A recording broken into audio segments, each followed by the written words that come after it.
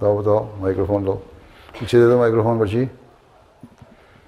السلام علیکم حضور, میرا ایک سوال ہے کہ ہم لوگ کہتے ہیں کہ انسان کی فطرت جو ہے وہ نیک ہوتی ہے, تو اگر انسان کی فطرت نیک ہے تو پھر ہمیں بری چیزیں اتنی اٹریکٹ کیوں کرتی ہیں اور ہمیں ان کی عادت بھی اتنی جلدی کیوں ہو جاتی ہے؟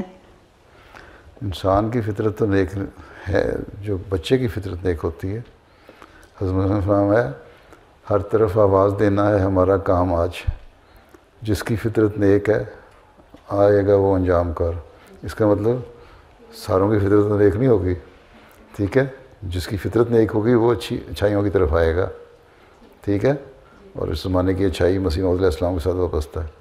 حضرت صلی اللہ علیہ وسلم نے فرمایا کہ ہر بچہ جو ہے وہ نیک فطرت پیدا ہوتا ہے, اس کے بعد اس کا جو ماحول ہے, انوائرمنٹ ہے, اس کے ماں باپ ہیں, اس کو اپنی فطرت ان کی جو ہے وہ متاثر کرتا ہے. کوئی مجوسی بن جاتا ہے, کوئی عیسائی بن جاتا ہے, کوئی یہودی بن جاتا ہے, کوئی مسلمان بن جاتا ہے.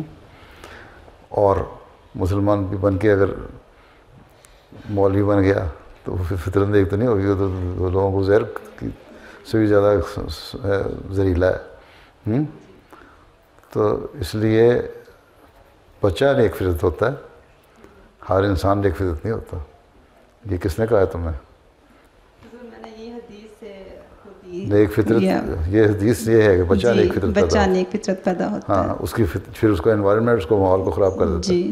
تبھی جو اچھے ماحول میں رہے, اچھے ماں باپ کے ساتھ رہے, نیکیوں کی باتیں کرتا رہے, اس کا ماحول اور بڑے ہو کے بھی.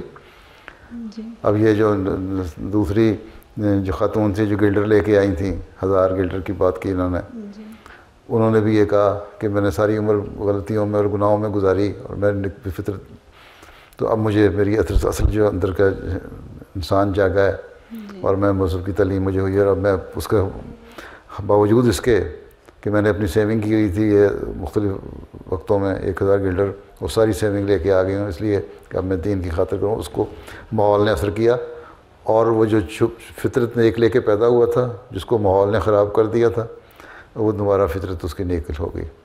آج جن کی فطرت ٹھیک ہو جائے گی وہ انجام کار آئیں گے, جن کی نہیں ہوگی وہ نہیں آئیں گے.